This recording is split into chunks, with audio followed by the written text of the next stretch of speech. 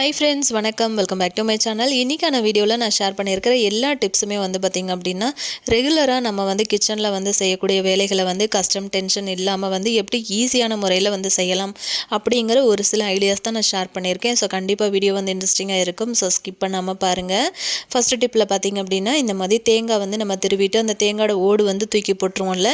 So அந்த மாதிரி தூக்கி போடாமல் இந்த மாதிரி நம்ம ஆயிலெலாம் போடுறதுக்காக யூஸ் பண்ணிக்கலாம். ஆல்ரெடி தேங்காய் ஓடு வச்சு எப்படி ரீயூஸ் பண்ணிக்கலாம் அப்படிங்கிற ஐடியாவும் நான் ஷேர் பண்ணியிருக்கேன். ஸோ இந்த மாதிரி ஆயில் போடுறதுக்காக நம்ம யூஸ் பண்ணிக்கலாம். கொஞ்சம் கூட ஆயில் கீழே ஒட்டாது, அதாவது கீழே சிந்தாது. ஸோ இந்த மாதிரி நீங்கள் ஆயில் போட்டதுக்கு அப்புறமா ஒரு டிஷ்யூ பேப்பர் வச்சு இந்த ஆயில் கேனை தொடச்சி விட்டுக்கோங்க. இந்த மாதிரி ஆயில் கேனில் பார்த்தீங்கன்னா நீங்கள் வீட்டில் இருக்கிற சாக்ஸ் யூஸ் பண்ணிக்கலாம். அதாவது நம்ம இந்த மாதிரி கிளாஸ் பாட்டில் யூஸ் பண்ணுறோம் அப்படின்னா அதை பிடிக்கும்போது நமக்கு grip இல்லாமல் சில நேரத்தில் கீழே விட்டுருவோம். ஸோ அந்த மாதிரி ஆகாமல் இருக்கிறதுக்காக சாக்ஸ் யூஸ் பண்ணிக்கலாம். அப்படி அது போட விருப்பம் இல்லை அப்படிங்கிறவங்க நம்ம டிஷ்யூ பேப்பர் கூட இதுக்கு யூஸ் பண்ணிக்கலாம். ஸோ ஃபஸ்ட்டு ஆயில் போட்டதும் எப்போவுமே இந்த மாதிரி தொடச்சி கொடுத்துருங்க. ஸோ கொஞ்சம் ஆயில் இருந்தால் கூட நமக்கு சறுக்கி விட்டுரும். ஸோ அதுக்காக இந்த மாதிரி டிஷ்யூ பேப்பர் இருந்தது அப்படின்னா இந்த மாதிரி எடுத்து அந்த பாட்டிலில் சுற்றிட்டு ஒரு ரப்பர் பேண்ட் போட்டுக்கோங்க. இப்போ நீங்கள் ஆயில் வைக்கிற ட்ரேயில் கீழேயும் டிஷ்யூ பேப்பர் போட்டுட்டு இந்த மாதிரி எடுத்து வச்சிடலாம். பார்க்கறதுக்கு ரொம்பவே அழகாக இருக்கும். ஸோ ஆயில் நம்ம எடுத்து யூஸ் பண்ணுறதுக்கும் ரொம்ப ஈஸியாக இருக்கும், ரொம்ப க்ரிப்பாகவும் இருக்கும். ஸோ ட்ரை பண்ணி பாருங்கள். நம்ம வீடுகளில் பார்த்திங்கன்னா அதிகமாக காலையில் டிஃபனுக்கு இட்லி தோசை அடிக்கடி நம்ம செஞ்சிட்ருப்போம் இல்லையா. ஸோ அந்த மாதிரி செய்யும்போது பார்த்திங்கன்னா சட்னி மட்டும் வெரைட்டியாக சட்னி பண்ணுவோம். ஸோ அந்த மாதிரி பண்ணுற ஒரு சட்னியை எப்படி இன்னும் டேஸ்ட் அதிகமாக பண்ணுறது அப்படிங்கிறது தான் பார்க்க போகிறோம்.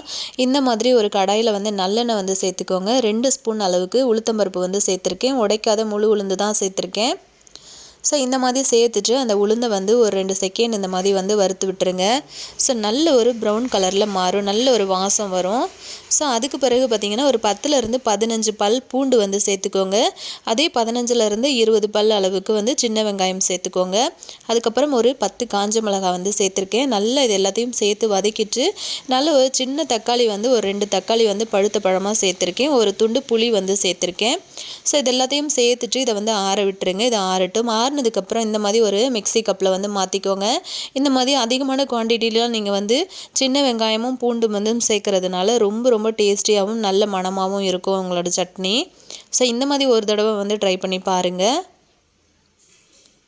இப்போ இதுக்கு தேவையான அளவுக்கு உப்பு சேர்த்துக்கலாம். சேர்த்துட்டு அரைச்சி எடுத்துக்கோங்க.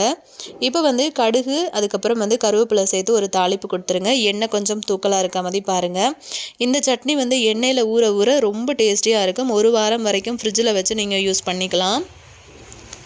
நல்ல காரசாரமாக நல்ல அந்த பூண்டு வாசனையோட நல்ல தூக்கலாக இருக்கும். ஸோ இட்லி தோசை சப்பாத்தி பூரி இடியாப்பத்துக்கு ரொம்ப சூப்பராக இருக்கும். ஸோ கண்டிப்பாக ட்ரை பண்ணி பாருங்கள்.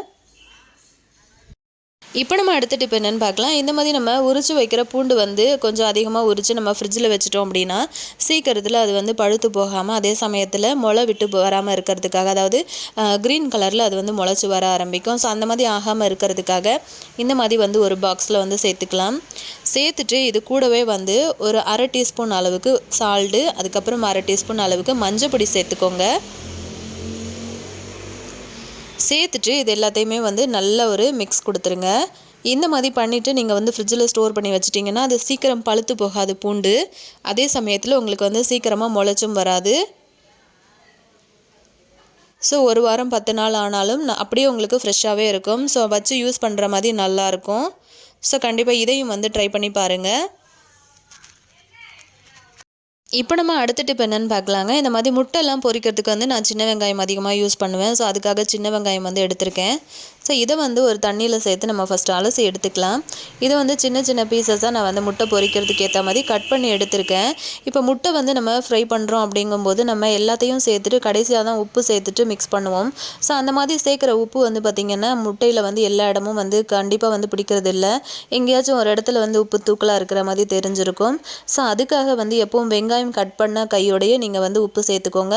நான் உப்பு அதுக்கப்புறம் கொஞ்சமாக மிளகாத்தூள் எப்போவுமே சேர்ப்பேன். சேர்த்துட்டு நல்லா மிக்ஸ் பண்ணி பண்ணி கொடுத்துட்டோன்னா அந்த வெங்காயத்தில் வந்து உப்பு ஃபுல்லாகவே வந்து மிங்கிள் ஆயிரும், அதாவது மிக்ஸ் ஆகிடும்.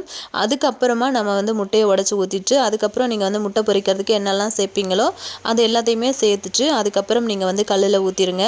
ஸோ இந்த மாதிரி செய்யும்போது என்னாகும் அப்படின்னா நம்ம சேர்க்குற உப்பு வந்து முட்டையோட எல்லா பக்கத்துலேயுமே வந்து கலந்துருக்கும். ஸோ எங்கேயுமே வந்து தூக்கலாக வந்து இருக்காது. ஸோ இந்த மாதிரி பண்ணிவிட்டு நம்ம இதை வந்து கல்லில் ஊற்றிக்கலாம். ஸோ இந்த மாதிரி வந்து ட்ரை பண்ணி பாருங்கள். நம்ம பொரிக்கிற முட்டையில் வந்து எல்லாமே வந்து கரெக்டாக இருக்கும். நம்ம சேர்க்குற காரம், உப்பு, மிளகுத்தூள் எல்லாமே வந்து கரெக்டாக இருக்கும். ஸோ கண்டிப்பாக வந்து ட்ரை பண்ணி பாருங்கள். இப்போ நம்ம அடுத்த டிப் என்னென்னு பார்க்கலாங்க. இந்த மாதிரி புழுங்கல் அரிசி, அதாவது நம்ம சாப்பாட்டுக்கு வந்து யூஸ் பண்ணுற சாப்பாட்டு அரிசி வந்து ஒரு 3 மணி நேரம் வந்து ஒரு 3/4 கப் அளவுக்கு எடுத்து நான் வந்து ஊற வச்சு எடுத்திருக்கேன். ஸோ தண்ணியை வடிகட்டிடலாம். தண்ணியை வடிகட்டிட்டு இதை ஒரு மிக்ஸி கப்பில் சேர்த்து நல்லா அந்த மாதிரி அரைச்சி எடுத்துக்கோங்க. இந்த மாதிரி அரைச்சி எடுத்ததை வந்து இந்த மாதிரி ஒரு கடாயில் வந்து மாற்றிக்கலாம். இப்போ இதை நம்ம என்ன பண்ண போகிறோம் அப்படின்னா, இந்த மாதிரி தேங்காய்லாம் நம்ம வந்து திருவிட்டு அந்த ஓடு வச்சுருப்போம் இல்லையா, தேங்காய் சிரட்டை. ஸோ இதில் வந்து கொஞ்சமாக வந்து தேங்காய் சேர்த்துக்கோங்க. நல்லா ஃப்ரெஷ்ஷாக துருவின தேங்காய் வந்து எடுத்திருக்கேன். 1 லேயர் தேங்காய், 1 லேயர் வந்து மாவு சேர்த்துக்கோங்க. மாவு வந்து ரொம்ப நைஸாலாம் அரைக்க வேண்டாம், கொஞ்சம் கொரப்பாக இருக்கிற மாதிரி பார்த்துக்கோங்க. நம்ம புட்டுக்கு வந்து அரைப்போம் இல்லையா, ஸோ அந்த மாதிரி.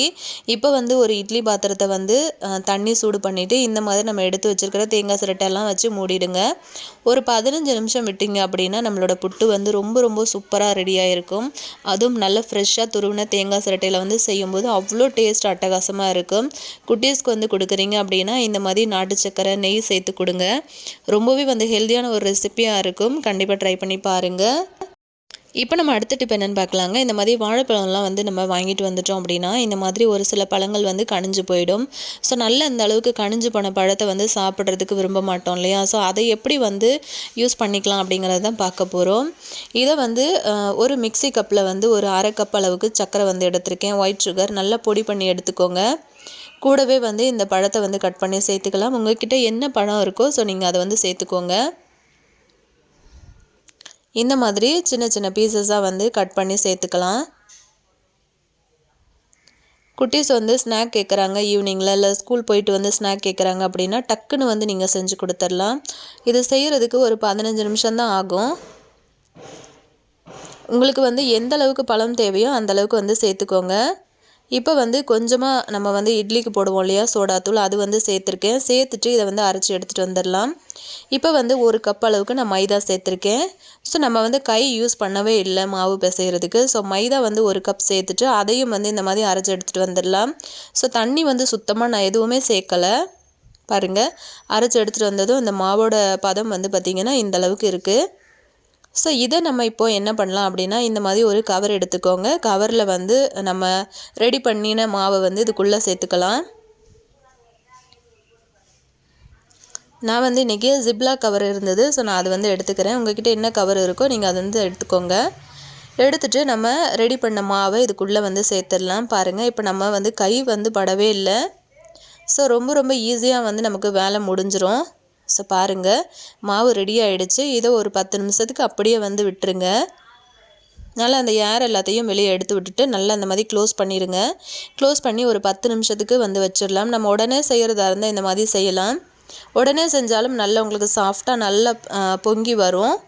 கொஞ்சம் நேரம் வந்து விட்டுட்டு அப்புறம் கூட நீங்கள் செய்கிறதா இருந்தாலும் ரொம்பவே சூப்பராக இருக்கும். இப்போ ஒரு 10 நிமிஷம் கழிச்சதுக்கப்புறம் அடியில் வந்து மாவை இந்த மாதிரி தள்ளி விட்டுட்டு சின்னதாக வந்து 2 இடத்துல இந்த மாதிரி வந்து கட் பண்ணி எடுத்திருக்கேன் சின்னதாக. அதுக்கப்புறம் ஸ்டவ் ஆன் பண்ணிவிட்டு அடுப்பில் ஆயில் வச்சுட்டு சூடானதுக்கு பிறகு அதுக்கப்புறம் நீங்கள் இந்த மாவை வந்து விட்டுருங்க. இந்த மாவு வந்து ஒரு கையில் வந்து ப்ரெஸ் பண்ணும்போதே வந்து கொஞ்சமாக லீக் ஆகும். ஒரு கத்தி வச்சு இந்த மாதிரி வந்து பண்ணி விடுங்க. குட்டி பால்ஸாக வந்து எண்ணெயில் விழுந்துடும். ஸோ பார்க்கும்போதே உங்களுக்கு தெரிஞ்சிருக்கும் அப்படின்னு நினைக்கிறேன். ஸோ நான் வந்து கேமரா வச்சுருந்தது சரியாக எனக்கு கவர் ஆகலை.